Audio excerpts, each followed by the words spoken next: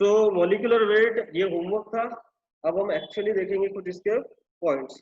ठीक, तो मूल कंसेप्ट में जो हमने देखा था उससे रिलेटेड कुछ पॉइंट्स मैं आपको यहाँ पे नोट करवा रहा हूँ। ठीक, सबसे पहले मोल से रिलेटेड, मोल कंसेप्ट में मोल से रिलेटेड कुछ इंपॉर्टेंट पॉइंट्स नोट करना है। सबसे पहला पॉइंट, एक मोल का मतलब क्या हुआ था, हमने लिया था 6.023 इंटू 10 टू द पावर कितना हुआ था 23।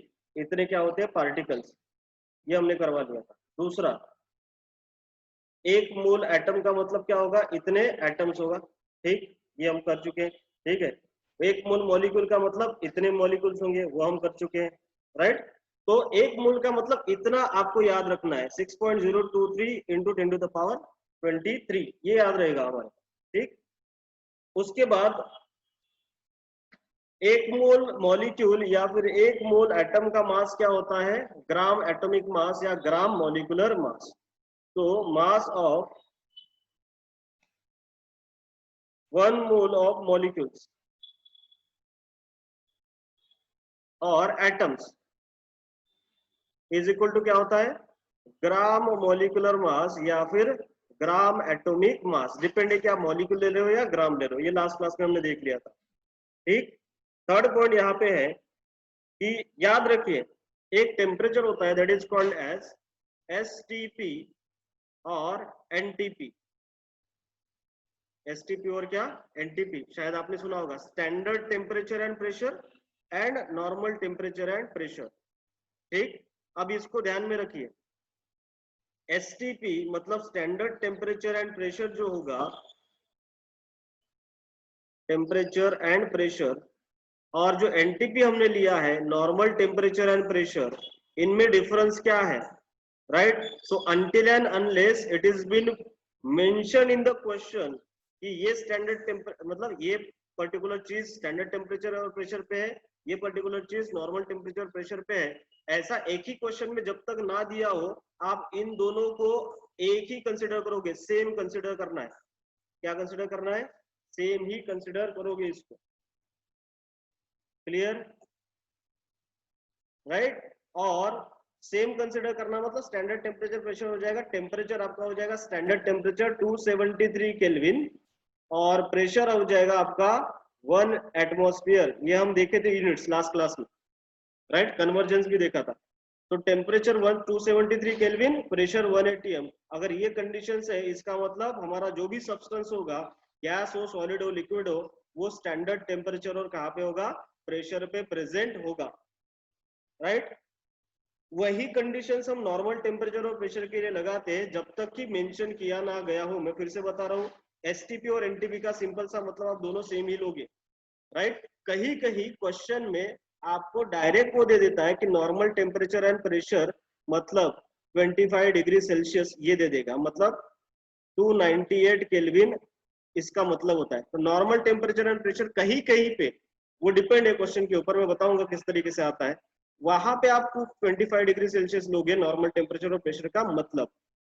ठीक, दैट इज 298 केल्विन। प्रेशर तो उतना ही रहता है, कितना, 1 atm। अभी आप इसको याद नहीं रखोगे, राइट, इसका यूज हम नहीं देखेंगे, आप एनटीपी और एसटीपी को एक ही चीज कंसिडर करोगे, दैट इज 273 केल्विन और 1 atm प्रेशर। राइट, ओके, तो ये बताना इसलिए जरूरी था क्योंकि volume of 1 mole of gas at standard temperature and pressure और normal temperature and pressure NTP is equal to होता है, ये आपको वैल्यू याद रखना है, 22.4 लीटर्स। कितना होता है, 22.4 लीटर्स होता है। ठीक, this is according to the Gay Lussac's law. लेकिन लॉ आपके सिलेबस से हटा चुके हैं सीबीएसई इस साल के लिए, इसलिए मैं उसको पढ़ा नहीं रहा। मैंने क्लास में भी आपको बोला Gay-Lussac's law, Avogadro's law, right, उसके साथ साथ लॉ ऑफ केमिकल कॉम्बिनेशन जो थे वो इस साल आपको सिलेबस में सीबीएसई में नहीं है, इसलिए उसको हमने छोड़ दिया है। लेकिन उसका एप्लीकेशन यहाँ पे हम कर ही रहे हैं। तो अकॉर्डिंग टू द गिल-लुसाक्स लॉ यहाँ पे 1 मोल किसी भी गैस का वॉल्यूम नॉर्मल टेम्परेचर प्रेशर पे कितना होता है 22.4 लीटर्स होता है।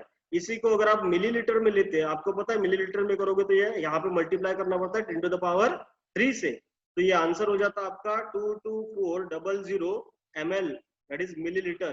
तो आपको याद रखना है कि 1 मोल गैस, कोई भी गैस ले लो, उसका स्टैंडर्ड टेम्परेचर प्रेशर और एनटीपी पे वॉल्यूम जो होगा वो कितना होगा 22.4 लीटर या फिर 22,400 ml होगा। जैसे मान लो अगर आपको बोल दिया for example 1 mole of H2 gas का वॉल्यूम कितना होगा, कहाँ पे, स्टैंडर्ड टेम्परेचर और प्रेशर पे, तो आप बोलोगे 22.4 लीटर। वही आपको 1 मोल ऑफ कुछ बोल दिया होता नाइट्रोजन गैस का वॉल्यूम कितना होता है स्टैंडर्ड टेम्परेचर और प्रेशर पे, तो भी आप बोलोगे 22 पॉइंट कितना 4 लीटर। ये फिक्स्ड है, स्टैंडर्ड टेम्परेचर और प्रेशर पे 1 मोल गैस का वॉल्यूम इतना ही होता है। क्लियर है? जैसे आपको बोला होता कि half mole of hydrogen gas का वॉल्यूम कितना है स्टैंडर्ड टेम्परेचर और प्रेशर पे, तो 1 मोल का कितना होता है 22.4 लीटर। सो इसका कर देते हैं half, that is 22.4 divided by करते क्या, जितने मोल होंगे उसको 2, 1/2 हो जाता, राइट। तो ये आपका आंसर आ जाता 11.2 litre.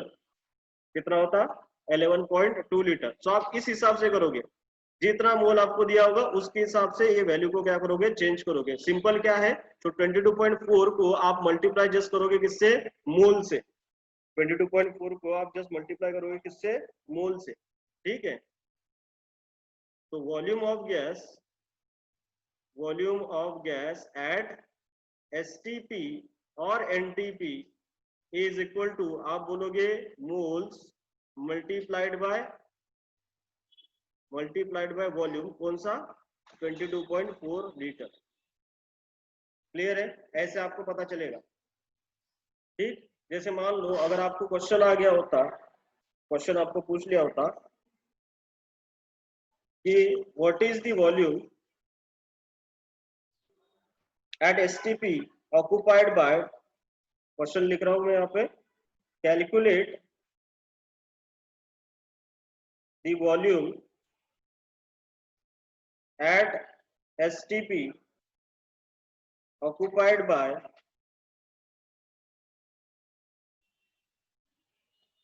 4 moles of O2 gas. क्या आंसर होता आपका? आपका आंसर क्या होता?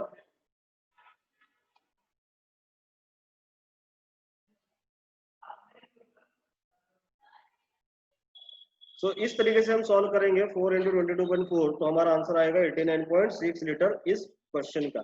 अब देखो इस क्वेश्चन को, इसी टाइप के क्वेश्चन को आपको अलग तरीके से भी पूछ सकते हैं। जैसे मान लो आपको क्वेश्चन दे दिया, calculate volume occupied by, same calculate volume occupied by 240 grams of 240 grams of SO2 sulphur dioxide, ये बोल दिया होता calculate volume occupied by SO2 gas at STP. कितना दिया है 240 ग्राम दिया हुआ है, राइट। सो आपको ग्राम में दिया है, हमें तो फॉर्मूला देखा था मोल्स में। तो सबसे पहले आपको क्या कैलकुलेट करना पड़ेगा, नंबर ऑफ मोल्स, किसके, SO2 गैस के, राइट।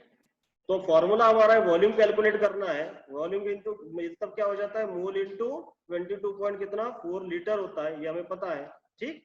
लेकिन हमें मोल चाहिए, मोल नहीं दिए, तो सबसे पहले हम क्या निकालेंगे, number of moles of SO2, ये निकालेंगे।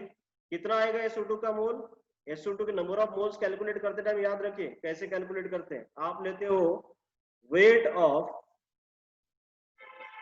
Substance divided by its molecular weight, divided by क्या करते हैं, मॉलिक्यूलर वेट। याद रखिए फॉर्मूला, नंबर ऑफ मोल्स को फाइंड आउट करने का फॉर्मूला, नंबर ऑफ मोल्स इसको हम रिप्रेजेंट करते हैं n से, स्मॉल n से, is equal to weight of substance divided by molecular weight. अच्छा, अब नंबर ऑफ मोल्स हमें किसके फाइंड आउट करने हैं, SO2 के, तो हम लिखेंगे नंबर ऑफ मोल्स ऑफ किसके, SO2।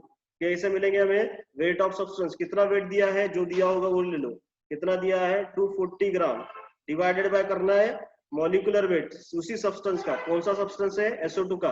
बताओ जल्दी SO2 का मॉलिक्यूलर वेट कितना आएगा, आपको पता है कैसे कैलकुलेट करना है।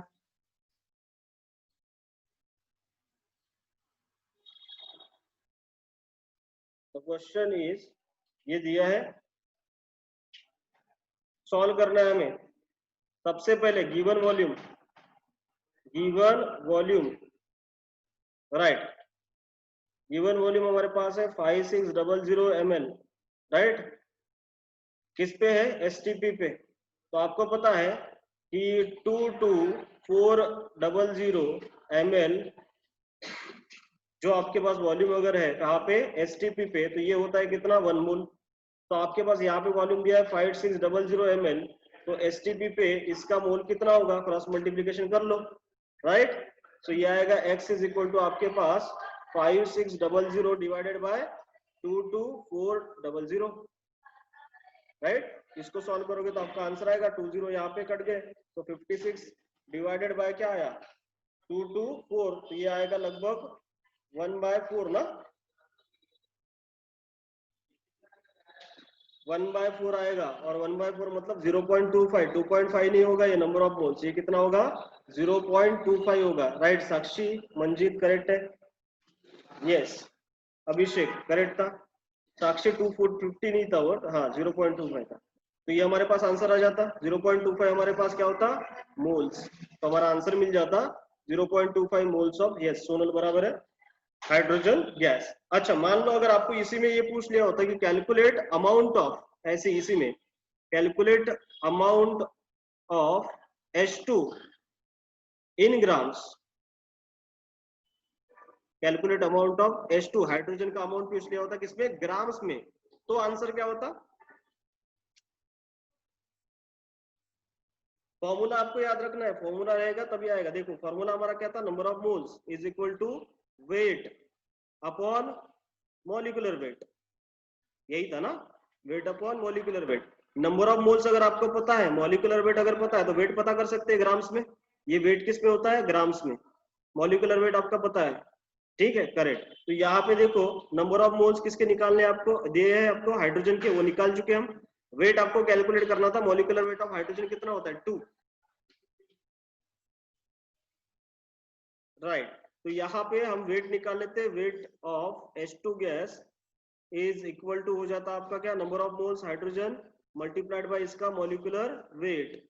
तो आंसर क्या आ जाता, number of moles of hydrogen दिया है 0.25 मल्टीप्लाइड बाय हो जाता मॉलिक्यूलर वेट कितना होता है 2, ये आ जाता है कितना 0.5,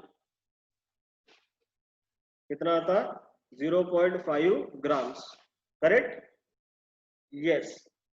पूजा करेक्ट था, साक्षी का भी सही आया है, अखिल पहले बताया, Vishal yes we can use 5600 in litres, फिर आपको यहाँ पे 22.4 लीटर लेना होता और यहाँ पे आप कर देते इसको 5.6 लीटर, आंसर वही आता, कोई इशू नहीं।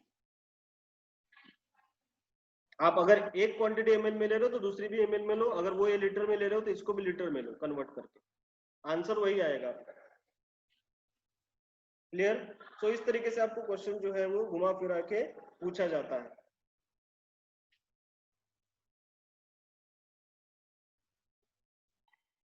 क्वेश्चन समझ में आया, calculate number of molecules, molecules calculate करना है किसके, SO2 के, इन 0.064 ग्राम्स ऑफ क्या है, गैस, कितने मॉलिक्यूल्स प्रेजेंट है वो कैलकुलेट करना है। इस टाइप का भी आपको क्वेश्चन आता है, ठीक। कैसे करेंगे इसको, पहले सबसे पहले देखो मैं प्रोसेस बताता हूँ कैसे करना है, फिर आपको एक दो क्वेश्चन सॉल्व करने दूंगा, उससे आप निकाल लेना, ठीक। देखो नंबर ऑफ मॉलिक्यूल्स कैलकुलेट करना है, ठीक है, इतने ग्राम की में सबसे पहला आपका होगा नंबर ऑफ मोल्स कैलकुलेट करो, क्या कैलकुलेट करो, नंबर ऑफ मोल्स। अगर मोल्स नहीं गिवन है तो सबसे पहले मोल्स कैलकुलेट करोगे वेट से, राइट। और नंबर ऑफ मोल्स कैसे पता चलेगा, वेट अपॉन क्या करोगे, मॉलिक्यूलर वेट। तो सबसे पहले SO2 के हम नंबर ऑफ मोल्स कैलकुलेट करेंगे, तो number of moles of SO2 हमें कैलकुलेट करना है, हमारे पास वेट गिवन है कितना 0.064 ग्राम, डिवाइडेड ग्राम्स में लेना है ये weight, divided by molecular weight, SO2 का मोलिकुलर वेट कितना होता है 64, ये हम कैलकुलेट कर चुके हैं, राइट। तो यहाँ पे जो आपका आंसर आता है वो कितना आता, 1 इंटू 10 टू द पावर ये हो जाता माइनस कितना आपका 3, कितना होता, yes 1 into 10 to the power -3। देखो जीरो इधर कर दिया मैंने, तो इसका मैंने ऐसे सॉल्व कर लिया था। हाँ, तो -3 मतलब ये आता 0.00 कितना 1, ये आप गया नंबर ऑफ मोल्स, ये आपके क्या आ गया नंबर ऑफ मोल्स। सबसे पहले नंबर ऑफ मोल्स निकाल लोगे। नंबर ऑफ मोल्स से आपको निकालना है मॉलिक्यूल, क्या निकालना है मॉलिक्यूल्स, कि इतने मोल्स में कितने मॉलिक्यूल प्रेजेंट है। तो सिंपल फॉर्मूला आपको बता रहा हूं, number of molecules is equal to आप करोगे moles multiplied by Na, moles multiplied by आपको क्या करना है Na, where Na is Avogadro's number 6.023 into 10 to the power 23, right. तो ये यहाँ पे क्या लोगे आप 0.001 बराबर। ये मोल्स है जो आपको मिल चुके हैं, नंबर ऑफ मोल्स मॉलिक्यूल्स किसके निकाल रहे हैं हम SO2 के, ठीक। तो ये 0.001 multiplied by Na 6.023 into 10 to the power कितना 23, राइट। सो आंसर आपका कितना होता है, ये इसको हमने कैसे लिखा है 10 to the power -3, तो -3 10 to the power -3 into 6.023 into 10 to the power कितना दिया है 23। तो 23 में से -3 को मल्टी ये कर दो, निकाल दो, सबस्ट्रैक्ट कर दो, बचेगा कितना 6.023 into 10 to the power 20। Yes, इतने मॉलिक्यूल्स होते, इतने क्या होते हैं मॉलिक्यूल्स प्रेजेंट होते। Clear.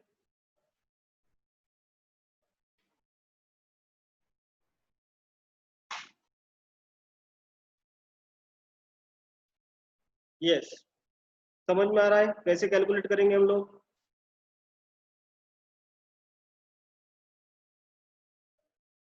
The question I am giving you, which of the following contains, which of the following contains least, least है या LEST, सबसे कम लिस्ट नंबर ऑफ मॉलिक्यूल्स,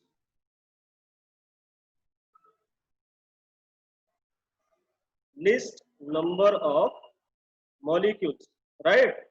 और चार ऑप्शंस आपको दिए हैं। ए आपको दिया है 16 ग्राम्स ऑफ CO2, बी आपको दिया हुआ है 8 ग्राम्स ऑफ O2, सी आपको दिया हुआ है 4 grams of N2 nitrogen gas, और डी आपको दिया हुआ है 2 ग्राम्स ऑफ H2, राइट। तो ये चार ऑप्शन आपके पास है, इन चारों में से किसमें सबसे कम नंबर ऑफ मॉलिक्यूल होंगे ये आपको फाइंड आउट करना है।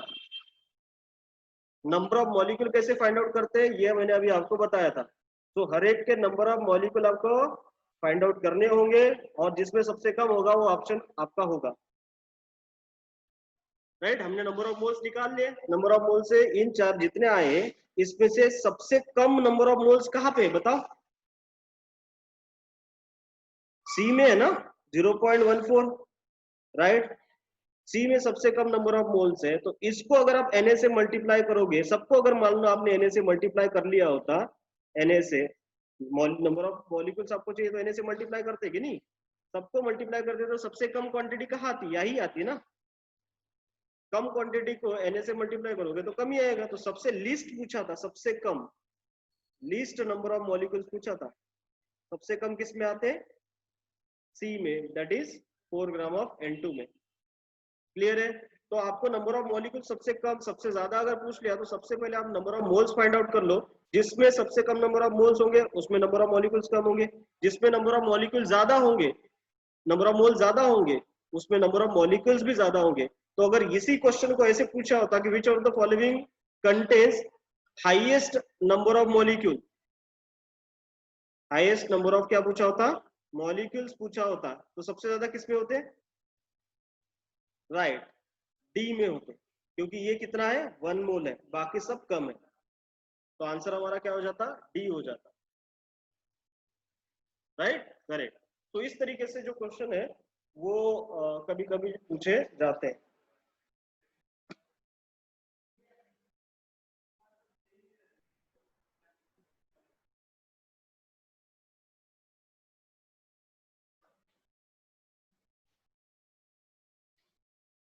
ठीक, right.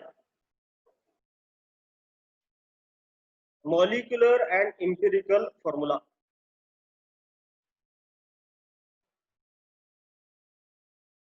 Molecular and empirical formula.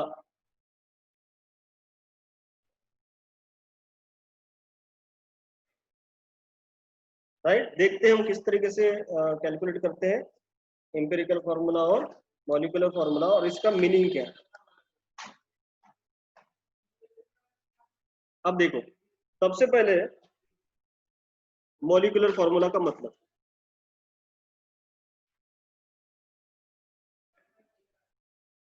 Molecular formula क्या है, लिखो। Molecular formula is the chemical formula, chemical formula, right, that indicates the actual number of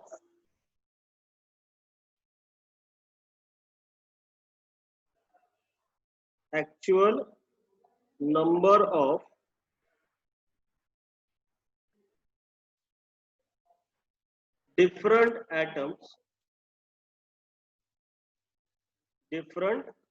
atoms in a molecule,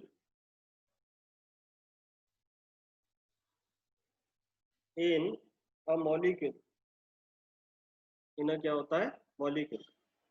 ठीक, जैसे मान लो फॉर एग्जांपल आपको बोला कि molecular formula of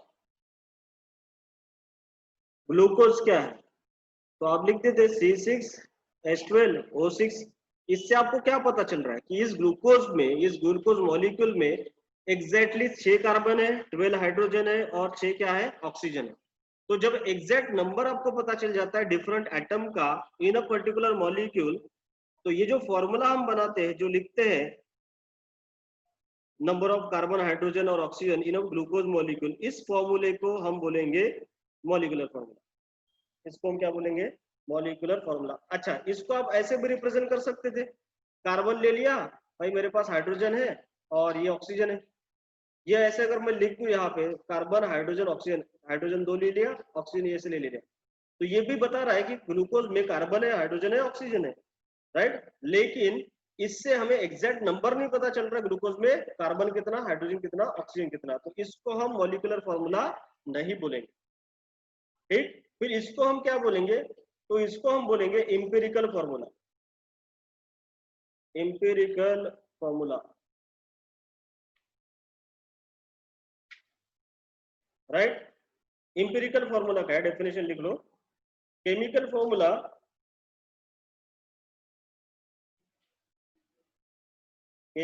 formula that give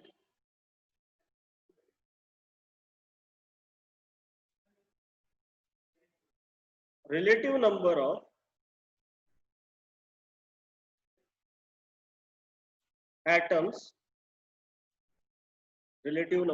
atoms, of each type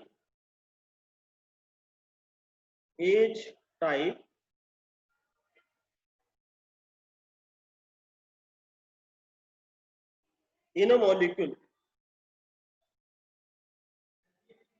each type in a molecule। एक particular molecule में जो different atoms होंगे उनका एक दूसरे के तरफ रिलेटिव नंबर क्या है, मतलब सिंपल इसमें प्रोपोर्शंस हम रिप्रेजेंट करते हैं या फिर रेशियो रिप्रेजेंट करते हैं। प्रोपोर्शन या फिर क्या रिप्रेजेंट करते हैं, रेशियो हम रिप्रेजेंट करते हैं। Correct Priyansh, right. तो इंपेरिकल फॉर्मूला जो हमारा है वो रेशियो रिप्रेजेंट करता है, ratio in which different atoms are present, different atoms are present in molecule, different atoms are present in a molecule, right।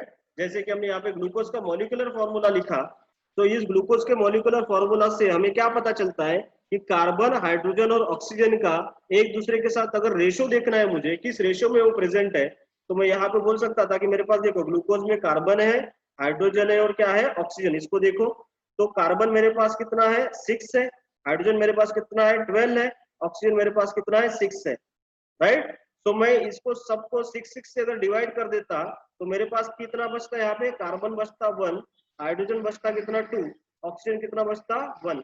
तो ये रेशो हो गया 1:2:2 क्या 1। इस रेशो में कार्बन, हाइड्रोजन और ऑक्सीजन प्रेजेंट है, राइट, किसमें, ग्लूकोज में। ठीक है, तो इस रेशो को, इस जिस तरीके से हम रिप्रेजेंट कर रहे हैं कार्बन, हाइड्रोजन, ऑक्सीजन को इन ग्लूकोज, तो इसको हम बोलेंगे कार्बन, H2 और ऑक्सीजन। तो ये आएगा हमारा इंपेरिकल फॉर्मूला।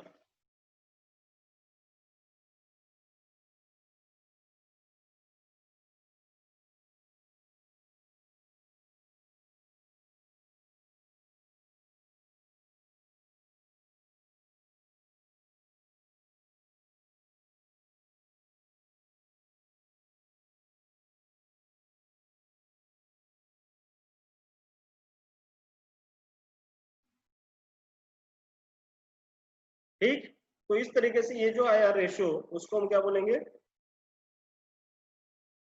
एम्पिरिकल फॉर्मूला बोलेंगे। क्लियर है, समझ में आया मॉलिक्यूलर फॉर्मूला, एम्पिरिकल फॉर्मूला क्या है, राइट। जैसे मान लो अगर हम कुछ और दे देते तो ग्लूकोज के अलावा भी दूसरा हम दे सकते थे।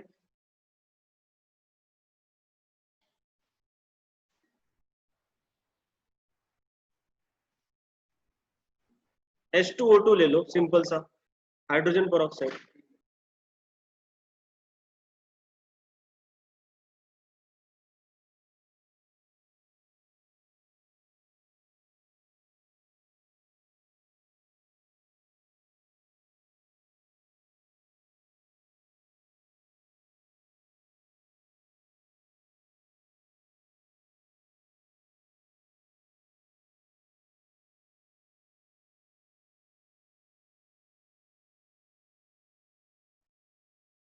क्वेश्चन लिख लो, calculate molecular formula of compound which contains 20% carbon, sorry, calcium and 80% bromine, Br, right. 20% क्या है, कैल्शियम है, 80% ब्रोमीन है, बाय वेट, बाय क्या, वेट, मतलब अगर टोटल वेट 100 ग्राम है तो 20 ग्राम कैल्शियम उसमें है और 80 ग्राम क्या है, ब्रोमीन है। ठीक, इसका मतलब होता है if calculate molecular formula of a compound which contains 20% of calcium and 80% of bromine by weight if molecular weight of compound is 200, molecular weight of compound is क्या है, 200, राइट, ये दिया है। और साइमल्टेनियसली आपको ये भी दिया है कि atomic weight of calcium is 40 और एटॉमिक वेट ऑफ ब्रोमीन जो है वो है 80।